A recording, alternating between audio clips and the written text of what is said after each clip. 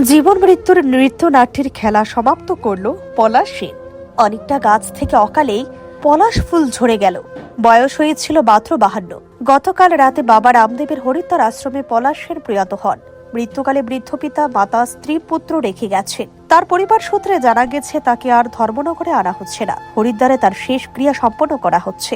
সাথে রয়েছেন স্ত্রী এবং 10 বছরের শিশুপুত্র। হরিদ্বার আশ্রম কর্তৃপক্ষ তার অন্ত্যেষ্টিক্রিয়া সম্পন্ন করতে সর্বাত্মক সহযোগিতা করে যাচ্ছে।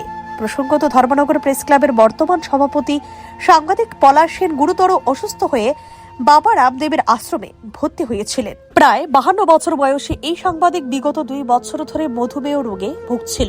চলতি বছরের নভেম্বর মাসে শারীরিক অসুস্থতা বৃদ্ধি পাওয়ার কারণে সাংবাদিককে শিলচরে জীবন জ্যোতি হাসপাতালে নিয়ে ভর্তি করানো হয়। সেখানে প্রায় 15 দিন চিকিৎসা চলা সত্ত্বেও অবস্থার কোনো উন্নতি হয়নি।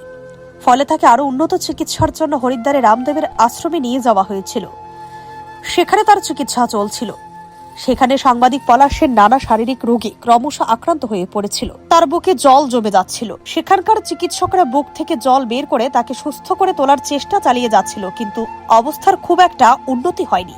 তাকে আইসিইউতে রাখা হয়েছিল। অসুস্থ সাংবাদিকের সাথে ছিল স্ত্রী এবং 10 বছরের শিশুপুত্র। পিতা মাতা দুজন 70 বছরের গণ্ডি পেরিয়ে যাওয়ার কারণে তারাও নানা বার্ধক্যজনিত রোগে ভুগছেন। উল্লেখ্য, অসুস্থ সাংবাদিক পলাশ সেন সান্দন পত্রিকা সহ একাধিক পত্রিকার সাথে জড়িত ছিল।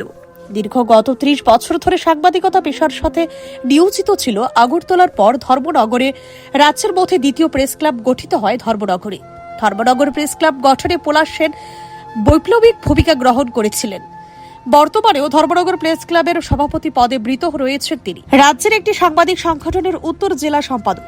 সাংবাদিকতা ছাড়াও পলাশ সেন ধর্মনগরের খেলাধুলা এবং সাংস্কৃতিক চর্চায় উল্লেখযোগ্য ভূমিকা পালন করে চলেছিল। কিন্তু হঠাৎ করে তিনি অসুস্থ হয়ে পড়েন এবং শেষ পর্যন্ত মৃত্যুর কোলে ঢলে পড়েন। তার অকাল মৃত্যুতে বিভিন্ন সংগঠনের পক্ষ থেকে গভীর শোক ব্যক্ত করা হয়েছে।